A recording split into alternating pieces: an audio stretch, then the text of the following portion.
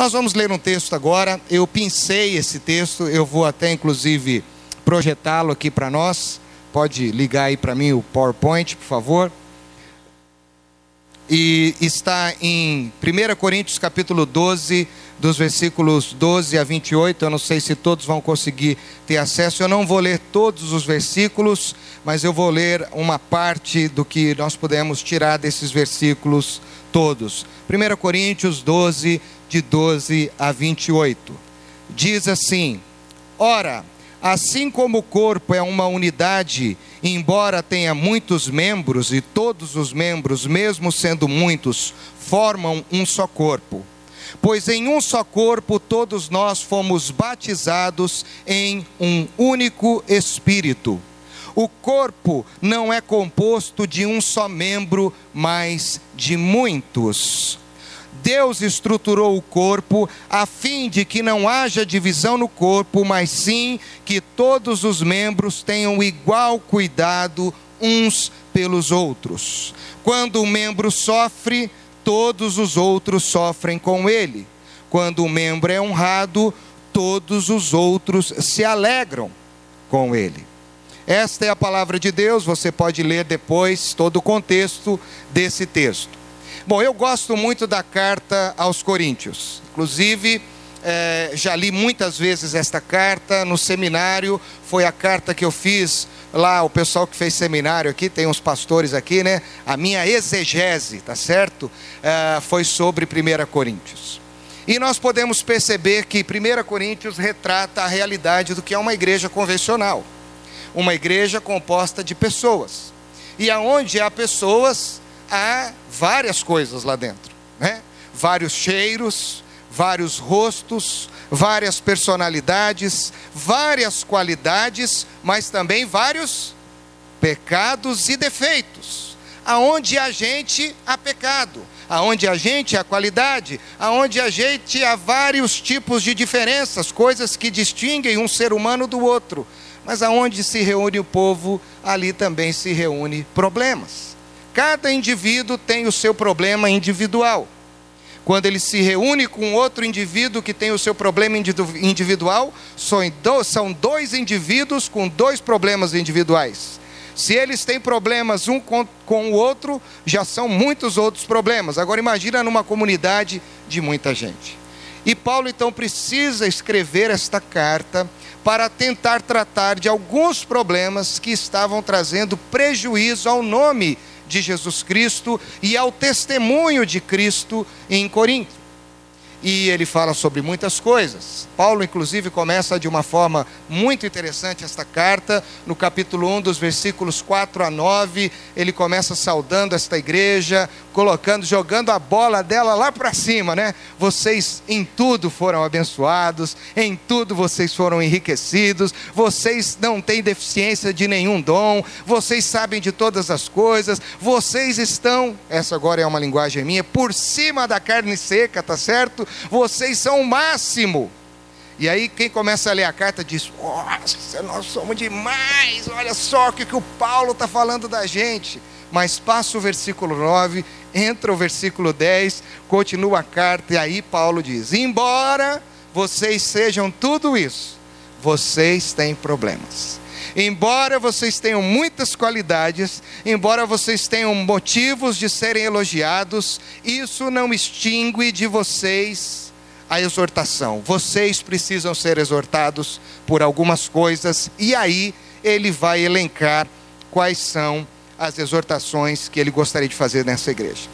Uma igreja que reunia pessoas no mesmo lugar, que tomavam o cálice no mesmo lugar, que professavam a fé no mesmo lugar, mas pessoas que não viviam numa unidade. Pessoas que estavam unidas no ambiente, mas desunidas no coração e na mente. E em várias atitudes desses membros, desses irmãos da igreja de Corinto, nós percebemos como eles eram desunidos. Na ceia, na assistência social, em uma série de outras coisas. Aquelas pessoas que se achavam crentes mais experientes, que já estavam num grau mais avançado, já estavam no 7.0 da atualização, e tinha uns que estavam no 2.1.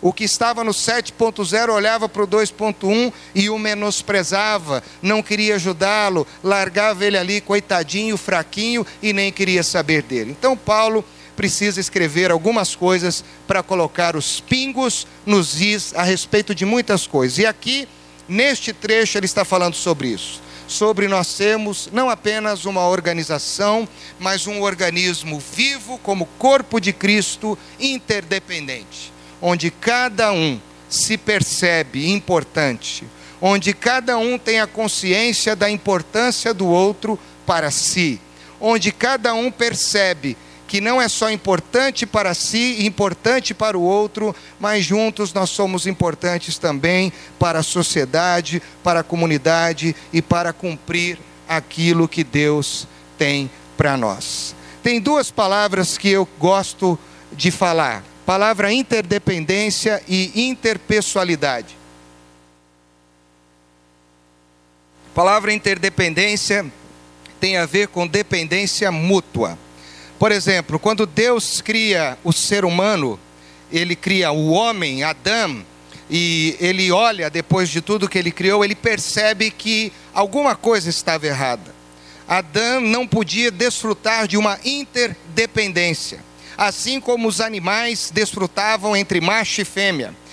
A criação desfrutava de tudo aquilo que Deus criou de uma forma correta, que funcionava como uma engrenagem. Embora a palavra Adão significa humanidade em dois gêneros, macho e fêmea, ainda só tinha o macho.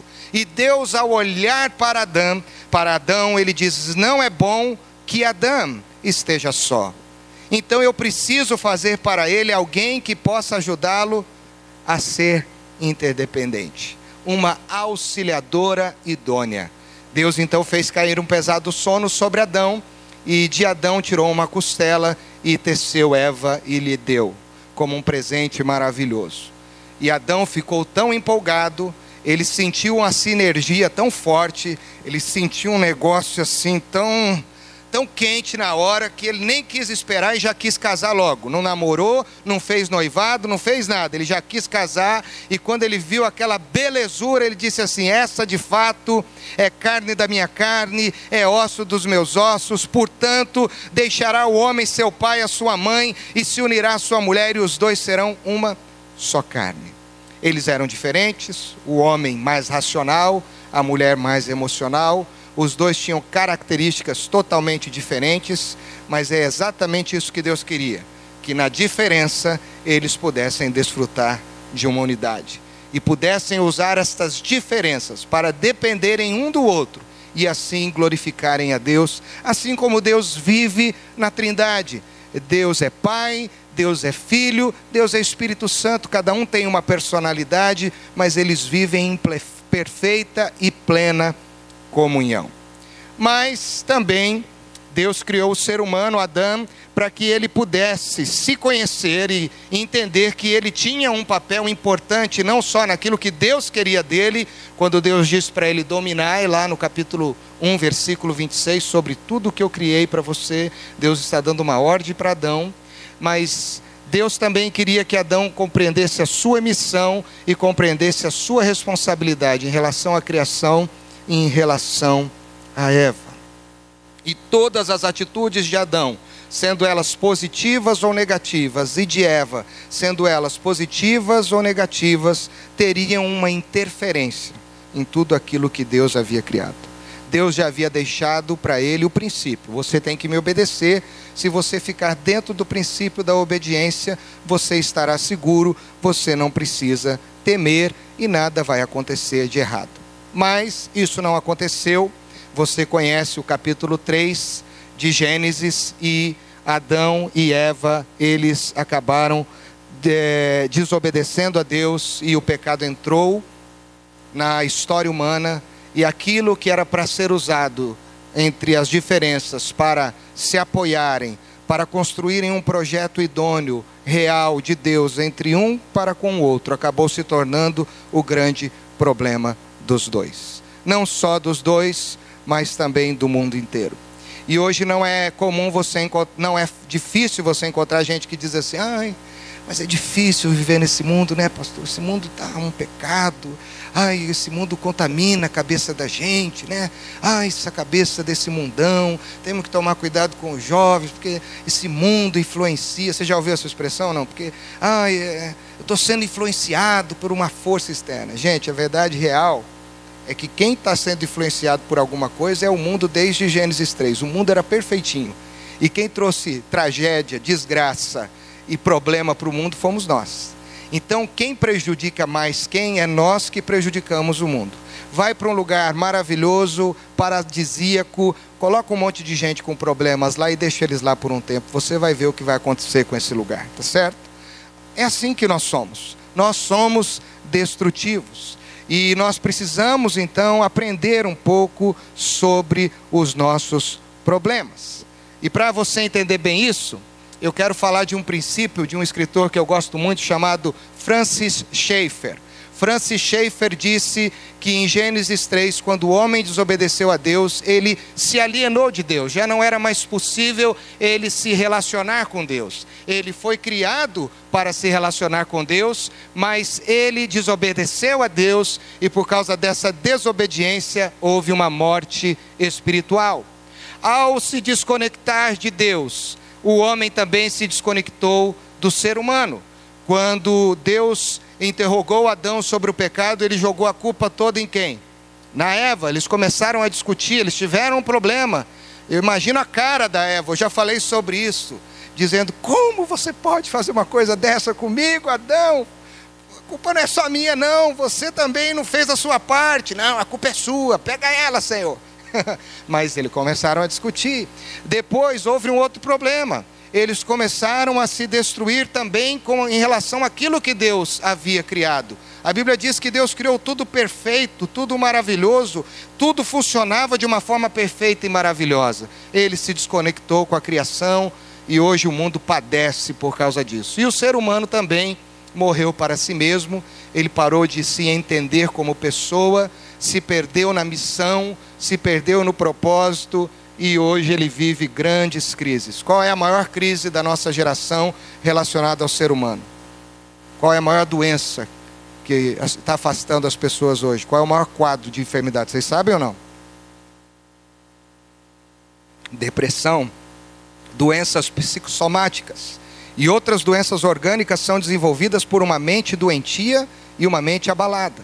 Então o homem se desconectou de Deus, se desconectou do outro, se desconectou do que Deus criou e de si mesmo. Então, interpessoalidade tem a ver em resgatar esse relacionamento quebrado em todas as esferas. E apesar das diferenças, usarmos isso para a glória de Deus.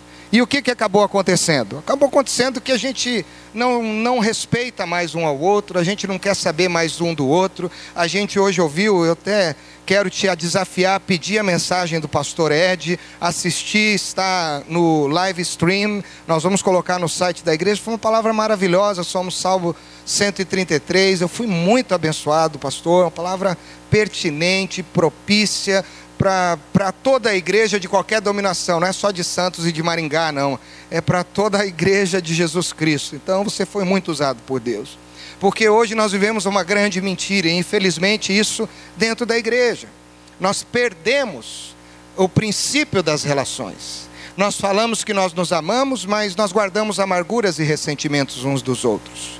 Nós falamos que nós nos preocupamos uns com os outros, mas nós não sabemos a história uns dos outros. E nós não queremos nem saber, porque nós já estamos tão preocupados com a nossa própria história, que a gente não quer saber do outro. Nós falamos que respeitamos o que Deus criou, mas nós destruímos o que Deus criou. Esses dias eu estava vindo para a igreja e eu pequei. Tá certo? Eu quero confessar aqui, mas já pedi perdão. Tinha um carro na minha frente. Primeiro ele estava andando aqui na Brasil, bem devagarinho. Sabe aquela pessoa que anda para testar sua paciência? E eu estava ali na paciência com o Senhor, né, e tal. Mas a hora que a pessoa jogou um bombom, um pacote de bombom no chão, assim, uma embalagem, Eu já falei, além de andar devagar, ele está sujando a rua, né? E depois jogou uma garrafinha de água mineral vazia.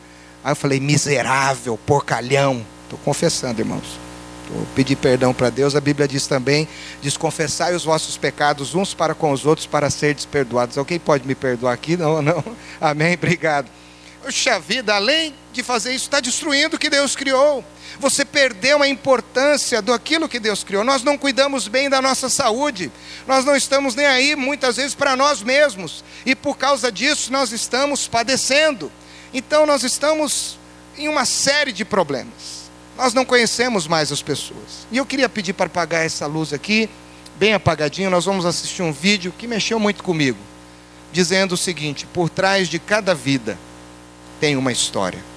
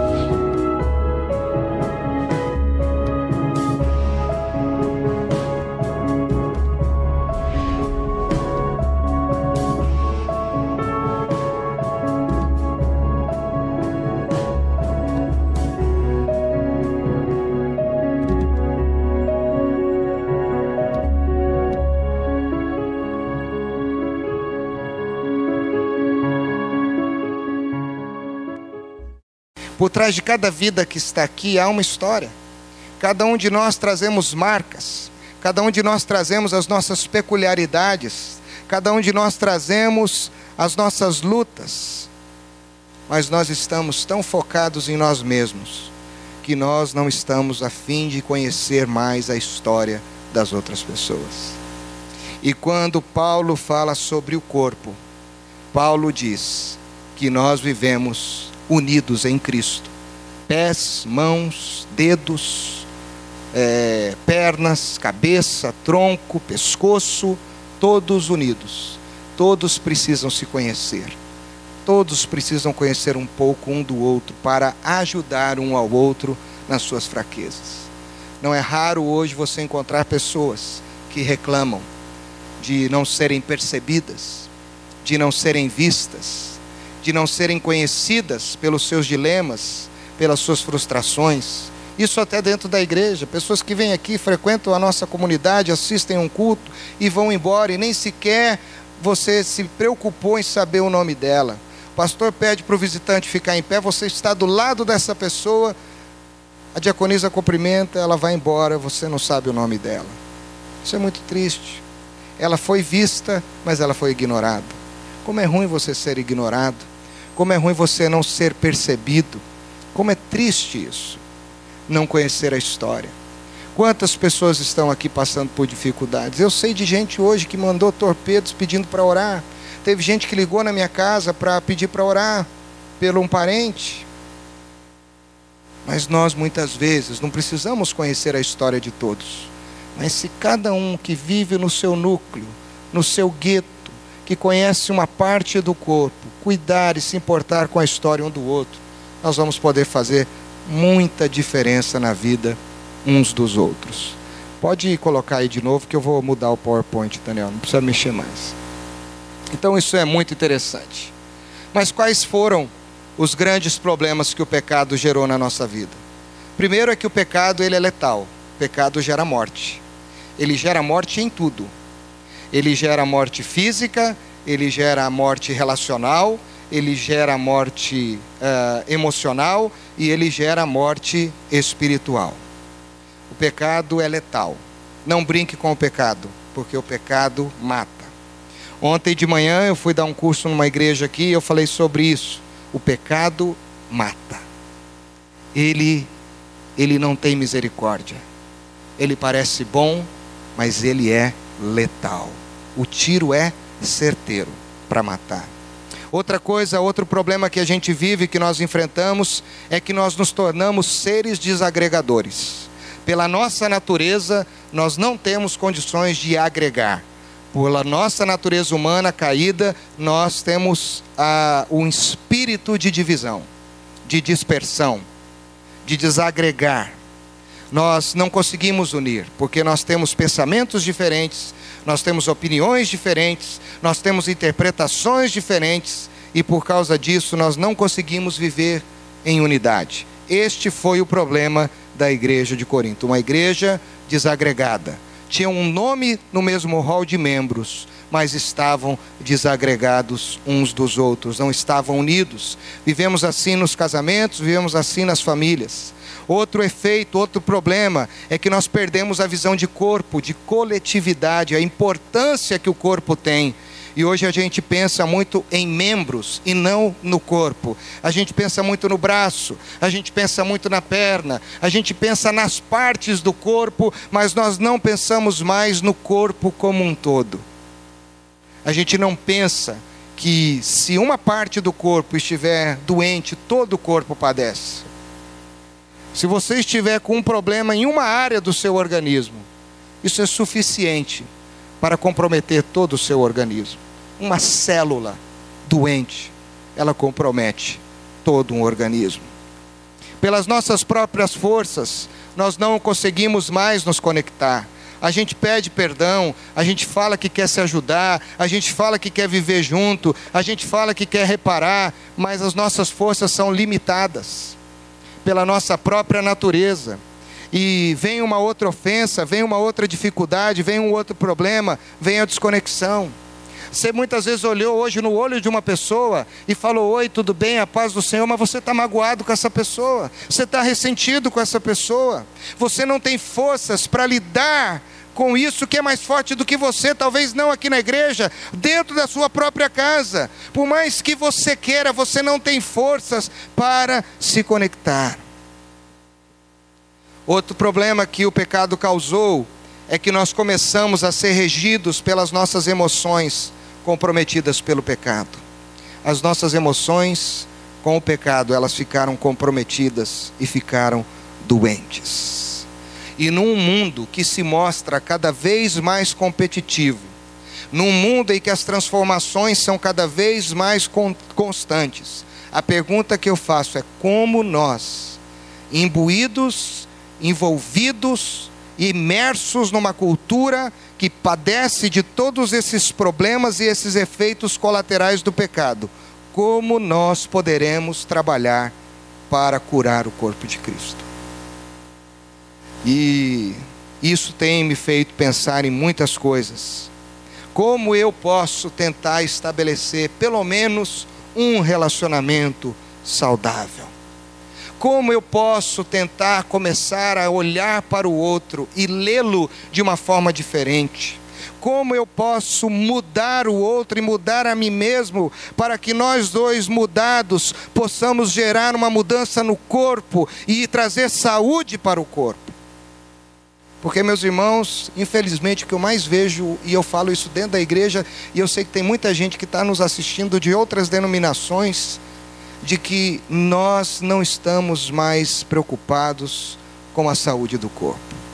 E por isso é uma maledicênciazinha aqui, por isso é uma amargurazinha ali, por isso é um comentário danoso ali, por isso é uma omissãozinha ali, por isso é isso aqui, é isso lá, e o corpo padece. Você não está preocupado com o corpo, você está preocupado com a sua parte, com a perna, com o braço. Você perdeu a visão da totalidade. E aí a gente começa a dizer, a igreja não cresce, ou a igreja decresce, a igreja passa por problema, mas você não entende que muitas vezes a célula doente do corpo é você.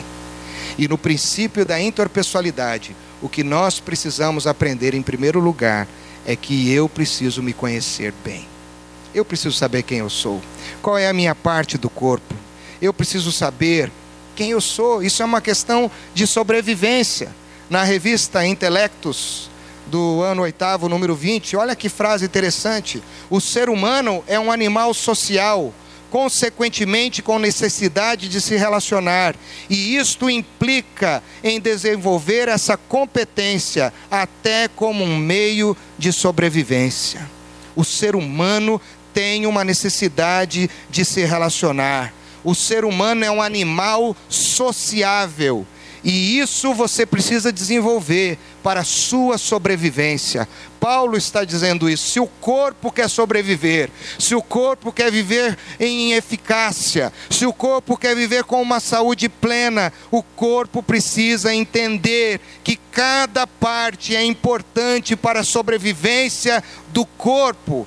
O pé não pode dizer que é mais importante do que a mão. O olho, ele vai dizer isso aqui, não pode dizer que é mais importante do que a boca, e assim por diante. Todos nós somos importantes.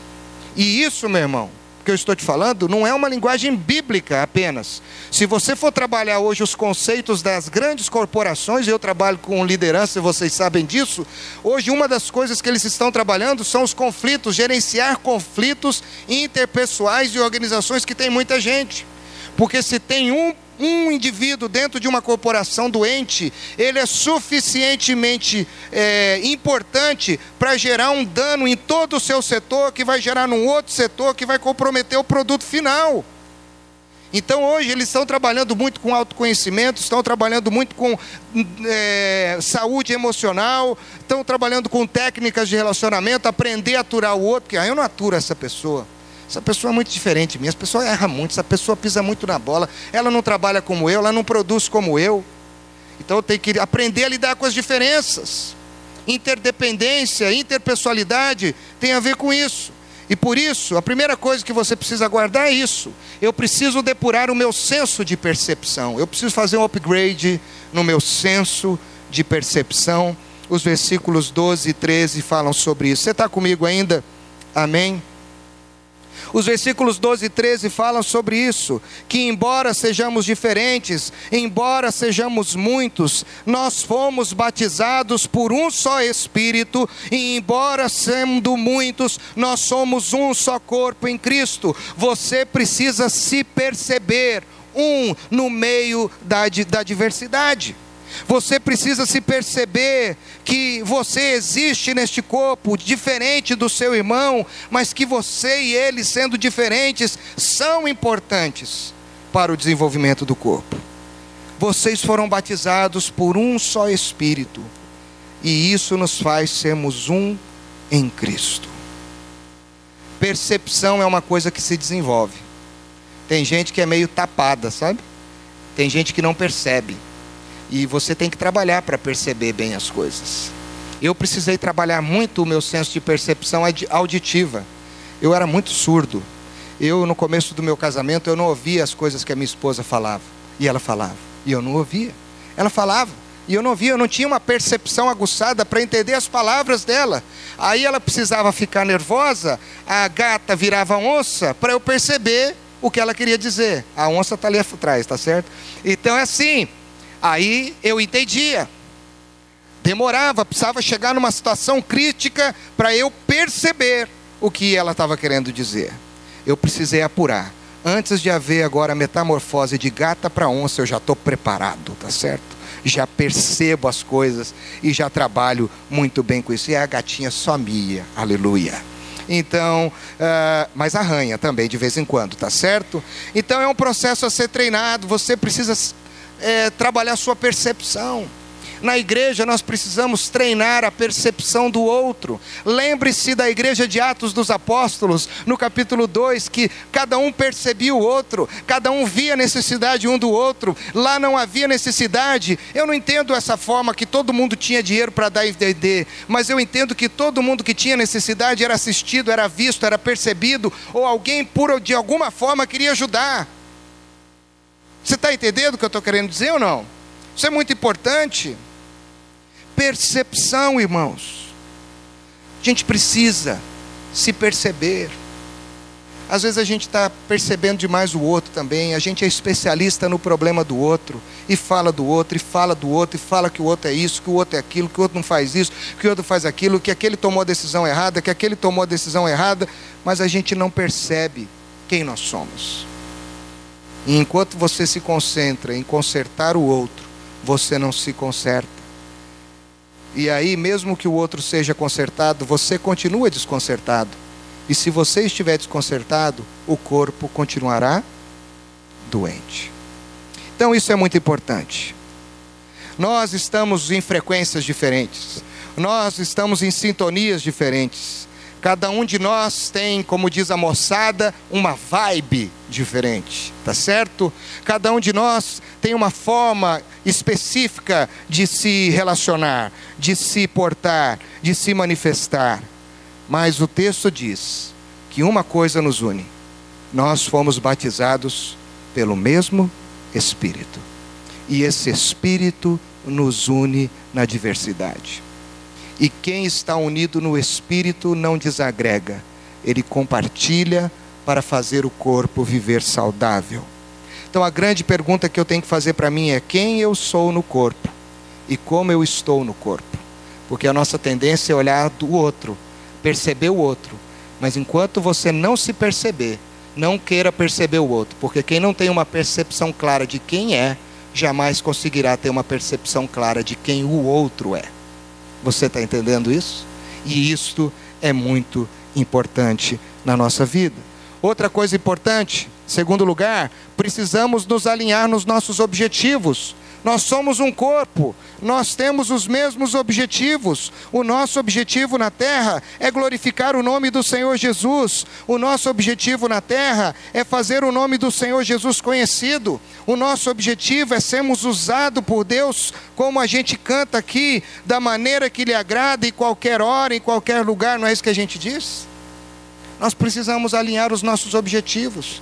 Nós estamos muito desconectados, cada um tem um objetivo, cada um quer fazer alguma coisa, cada um tem uma visão diferente sobre o seu papel no corpo de Cristo. E isto está errado, porque também o corpo não é um só membro, mas muitos. Se o pé disser: não sou mão, não sou do corpo, não será por isso do corpo. E se a orelha disser: porque não sou olho, não sou do corpo, não será por isso do corpo. Se todo o corpo fosse olho, onde estaria o ouvido? Se todo fosse ouvido, onde estaria o olfato? Mas agora Deus colocou os membros do corpo, cada um deles como Ele quis. Deus sabe o seu lugar no corpo, melhor do que eu e do que você. E a gente precisa entender isso. Deus nos colocou no lugar certo. Mas a gente está muito preocupado com a função do outro. Na linha de produção, de ganhar vidas para Jesus, a gente se perde no processo producional, porque a gente não se concentra no nosso objetivo. A gente se concentra muito no objetivo do outro. Às vezes um casamento não vai bem, porque a mulher está muito concentrada no objetivo de fazer o marido dela um bom marido, ou o marido fazer dela uma boa esposa, e eles não se concentram em cada um ter o objetivo de fazerem um bom casamento. E aí não dá certo. E aí a coisa não funciona. Nós precisamos alinhar os nossos objetivos. Deus colocou cada parte diferente do corpo como Ele quis. A pergunta que eu preciso me fazer é: qual é o objetivo que eu tenho como parte integrante do corpo de Cristo nesta igreja, que eu sou membro? Não viva com incoerência, meu irmão. Viva com aquilo que Deus quer para você. Eu quero deixar isso muito claro, porque eu tenho vivido muito incomodado, às vezes conversando com muita gente, de outros lugares também, que a gente reúne pessoas com um senso de incoerência muito grande, gente que não queria estar ali, gente que não quer tratar os problemas, gente que é crítica demais, gente que não quer resolver as dificuldades e vive na incoerência. Conversei com uma pessoa esses dias que estava há 20 anos casada, e ela me disse assim: faz 20 anos que o meu casamento é uma desgraça. Convive com a incoerência por causa da conveniência. Se uma igreja não lhe serve, vá para um lugar que lhe sirva, mas e sirva o corpo também. A gente tem que viver com coerência. O membro que vive no corpo falando mal do corpo, ele é uma anomalia para o corpo, ele está trabalhando contra o corpo. É aquela célula cancerosa, maligna, que vai proliferando, ele trabalha contra ele mesmo, ele está se matando. Quando você fala mal do seu irmão, você está matando a você mesmo. Quando você fala mal da liderança da sua igreja, você está matando a si mesmo, se você é membro dessa igreja. Quando você trabalha contra o corpo, você está se matando. E a gente precisa acordar. Quando eu começo a meter o pau na minha esposa, o marido, você está matando o teu casamento, ou vice-versa. A palavra de Deus é clara.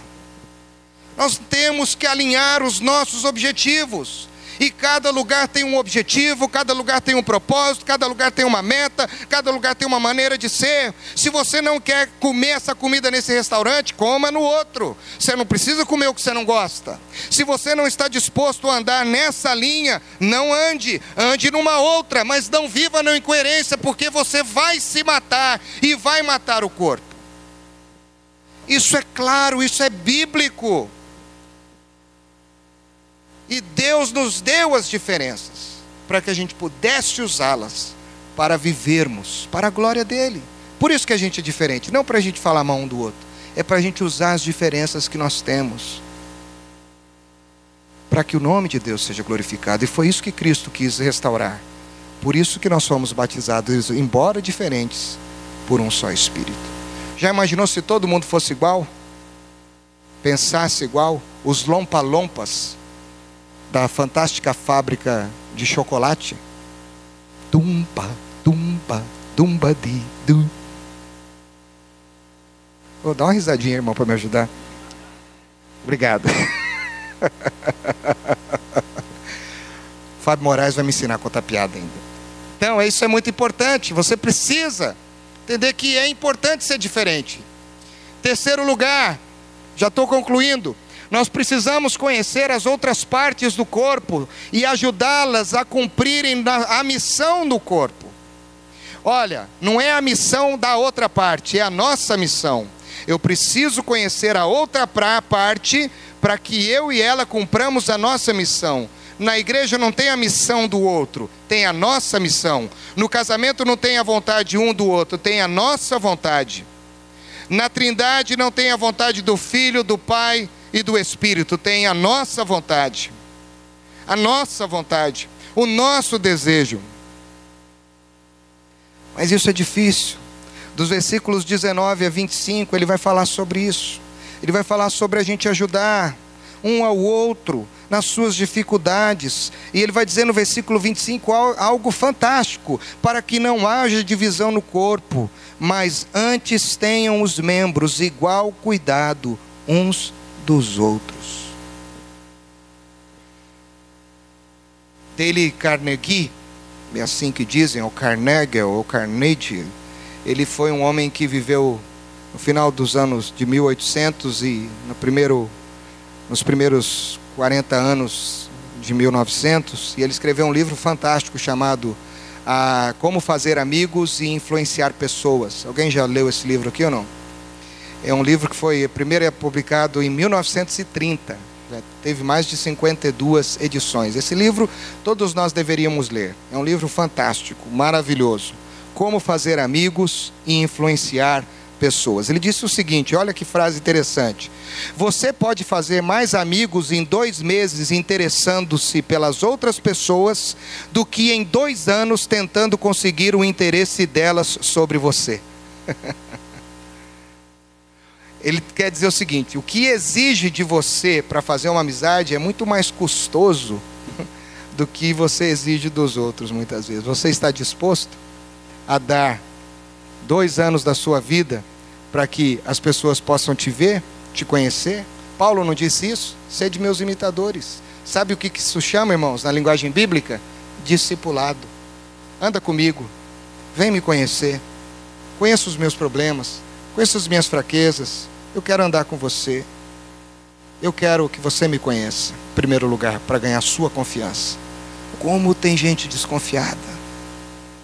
Conheci uma pessoa um tempo que ela não conseguia receber pessoas na casa dela. Nenhum tipo de pessoa. E a realidade é que ela foi tão frustrada, ela foi tão traída, ela foi tão lesada por pessoas da família e de círculos íntimos, que ela se fechou para qualquer tipo de relacionamento. E um dia que ela foi tentar abrir o coração depois de muitos anos, aquela pessoa parecia uma bomba atômica, parecia que explodia. Eu nunca vi uma face tão vermelha, eu nunca vi uma pessoa naquela situação. Mas foi um processo lento, levou anos para conseguir ouvir um pouquinho da história daquela pessoa. Nós estamos em descrédito, irmãos. Nós somos um povo desacreditado na sociedade. Nem nós acreditamos em nós mesmos, porque nós falamos mal de nós mesmos.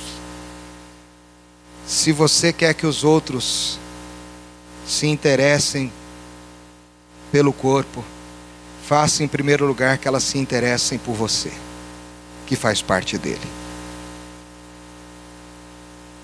Façam que elas olhem para você e queiram imitar o que você é. Assim como o apóstolo Paulo disse: olhem para quem eu sou, olhem para aquilo que eu faço e sejam meus imitadores. Eu conheço muita gente que parece um cadeado fechado de segredo. Você não conhece a senha para fazer essa pessoa abrir. Por mais que você trabalhe, por mais que você mude ali os números, é um cadeado de segredo fechado. Ela não se abre. Mas eu descobri uma senha. Quer anotar a senha aí? Pode anotar. Primeiro número. Humildade. Ui, matei o português. Não, eu estou brincando. Humildade. Nós temos que nos mostrar humildes. Agora eu forcei, né, pastor Wesley? Humildade. Segundo número, amor abnegado. Amor. Santo Agostinho disse: ama e faça o que quiseres. Você quer o terceiro número? Tolerância total. Tinha um quadro uma vez que era tolerância zero. Não, é tolerância total. Outro número, perdão, sempre. E o último número dessa senha, de 5 números, graça abundante. Não tem um coração fechado que resista a uma disposição de humildade, de amor, de tolerância, de perdão e de graça. E para concluir, nós precisamos nos empatizar com o outro. Nós precisamos nos compatibilizar um com o outro. Nós estamos muito incompatíveis. E aquilo que é incompatível não anda de acordo. Amós diz: como poderão andar 2 pessoas juntas se não houver entre elas acordo? Meu irmão, minha irmã, empatia é uma palavra que nasceu de um conceito, de uma relação divina com o natural, do transcendente com o imanente, que é empatos, que significa Deus dentro de você.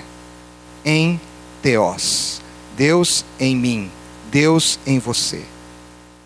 Empatizar é você trazer Deus para o seu coração, para deixar Deus harmonizar os seus relacionamentos.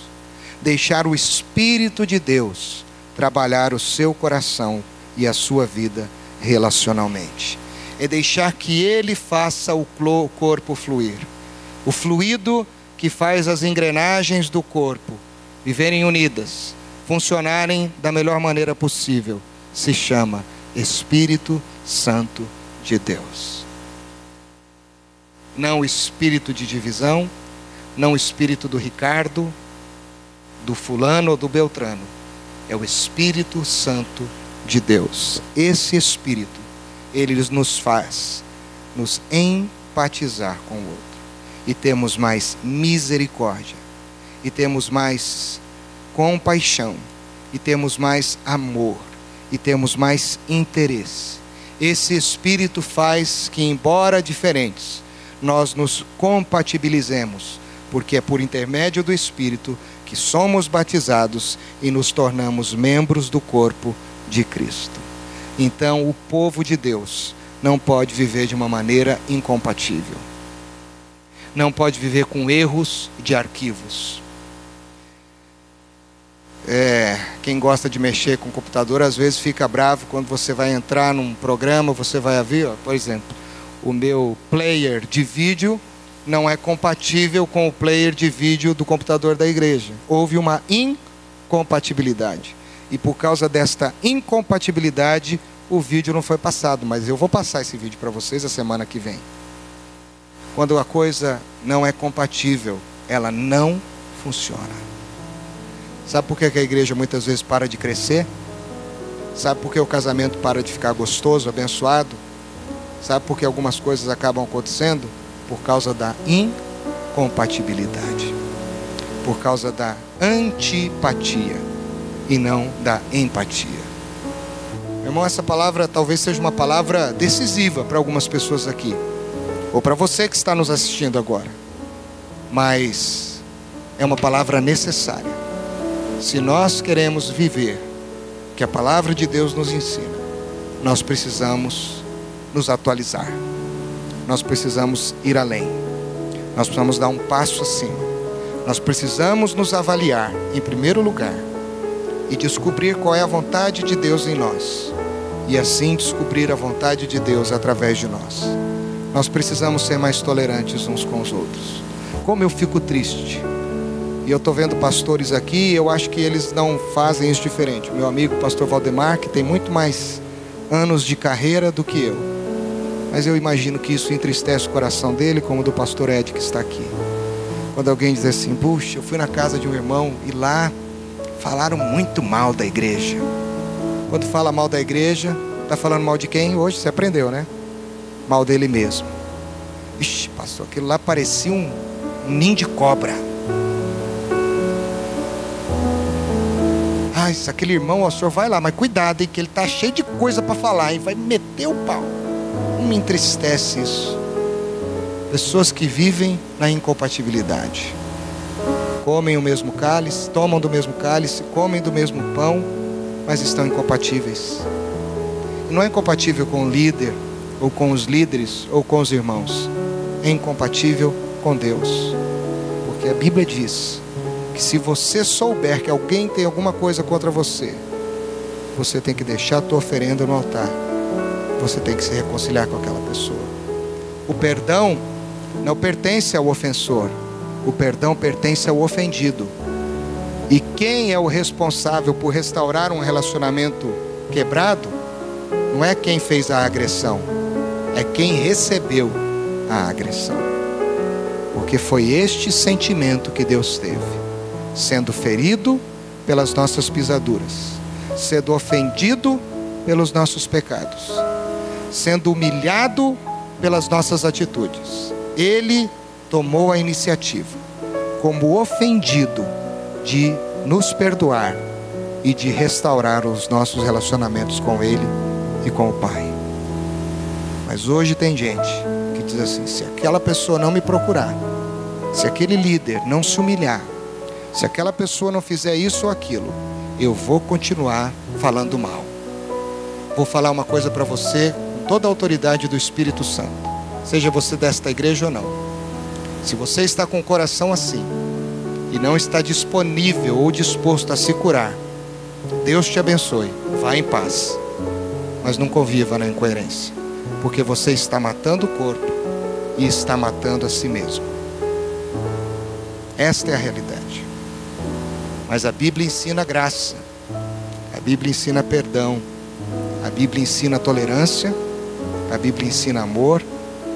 E o mais difícil talvez, eu fiz de trás para frente, a Bíblia ensina humildade. Humildade. Como você está no corpo? Como está o corpo por sua causa? Você poderia dizer, olhando para si, você poderia dar uma nota, um apigar para o corpo? Como uma criança que nasce lá, o médico dá a notinha, né? Qual nota você daria para o corpo de Cristo a partir do coração que você está hoje aqui e do que você tem falado e feito? Se você quer saúde para o corpo, a começar por uma saúde na sua vida, eu queria desafiar você a cantar comigo: eu quero ser, Senhor amado, um vaso nas mãos do oleiro.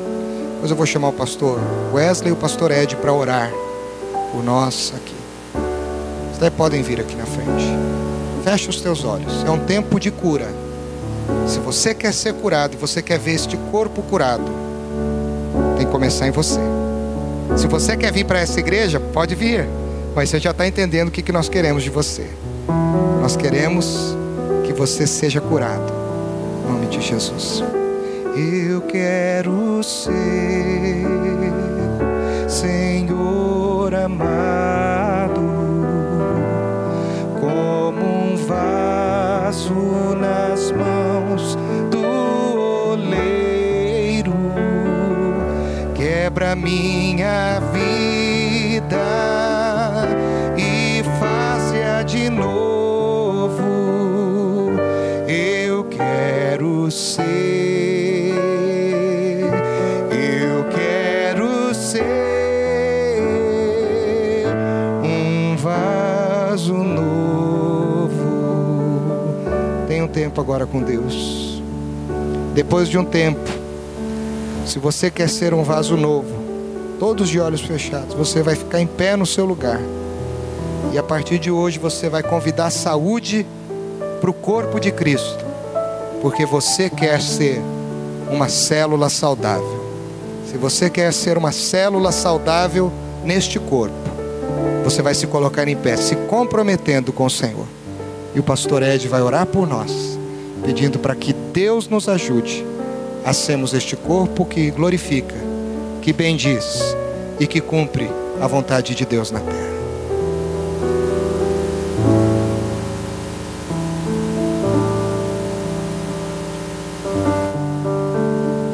Senhor, Tu tens visto cada coração, ó Deus, e a disposição que eles têm tido de obedecer a Tua palavra e assim proceder, ó Deus, diante desse levantar, dizendo: Senhor, eu quero ser um vaso novo.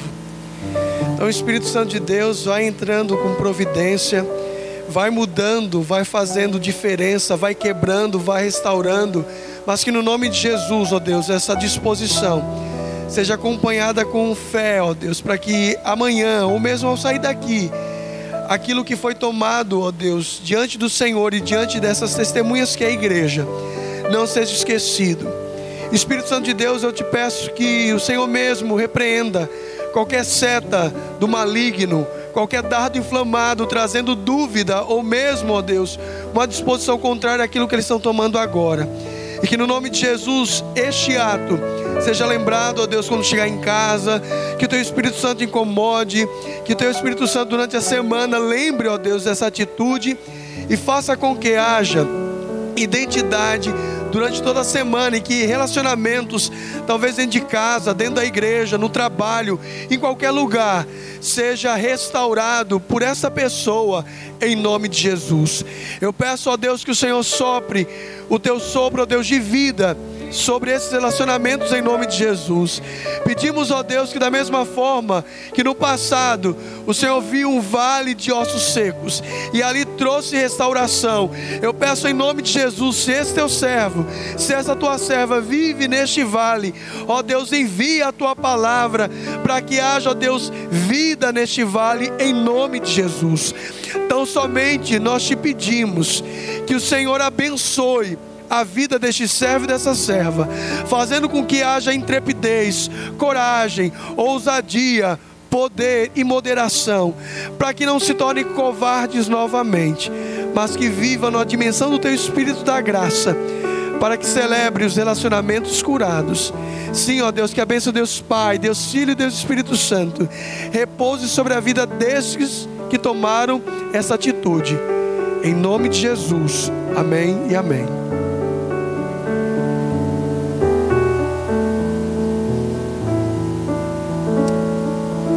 Amém, que Deus abençoe a sua vida, meu irmão e minha irmã. Você que ficou em pé, você que teve a coragem de se colocar na vontade de Deus, que você continue sendo ainda mais, agora com esse desafio, uma bênção nas mãos do Senhor, aonde você estiver, em nome de Jesus. Que você possa ter isso firme no seu coração, e que sim, você possa fazer diferença, em nome de Jesus. Nós estamos recebendo as nossas crianças para uma surpresa aos pais. E aqui já teve um baixinho que gritou: mãe. Ah, pai, opa. Muito bem. Eles têm os presentes. Mas antes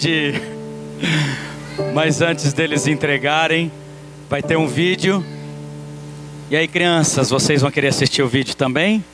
Aham. Então tá bom, vamos assistir o vídeo. Depois vocês vão levar o presente para o papai.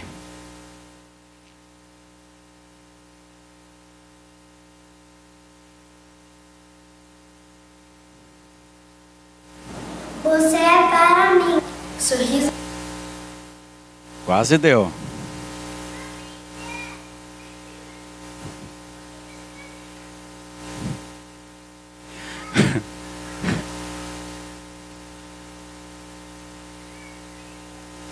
Você é para mim. Sorriso mais alegre. A amizade mais antiga. O sonho mais tranquilo. Você é para mim o sonho mais bonito. A paz, a verdadeira felicidade. Você é para mim o caminho e a vida. A rede em que eu posso me embalar sem cair. É por tudo isso, papai. Mas eu sou feliz. Eu preciso que você também seja feliz. Sorria, papai, contigo. Para que eu possa viver também.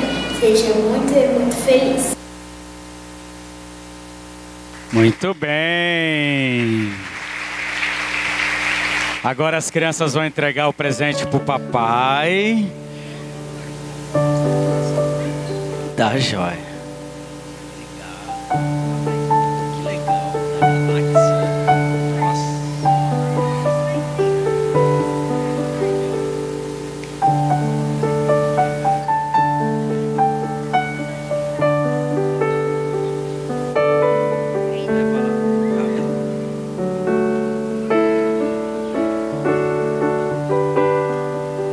Olha só, irmãos, ó.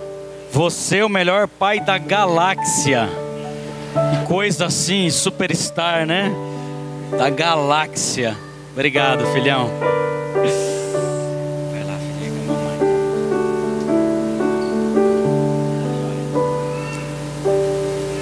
Que Deus abençoe você, pai, por esse dia especial. Que Deus lhe conceda cada vez mais graça para esse papel e essa responsabilidade tão grande que nós temos de ensinar os nossos filhos, de amar os nossos filhos, de cumprir com o propósito de Deus como pais aqui na terra. Vamos ficar em pé. Nós já estamos encerrando o nosso culto. Pai, nós te agradecemos por esse dia. Obrigado, Senhor, pelo desafio que o Senhor tem nos dado como corpo de Cristo, a igreja, tanto pelo culto da manhã, quanto nesse culto da noite, a Tua palavra poderosa tem alcançado os nossos corações. E nos ajude, ó Pai, a amar uns aos outros, a cumprir, Senhor, o Teu propósito, Senhor, nessa terra, e que nós possamos ser testemunhas vivas, representação de Cristo aqui na terra, Senhor.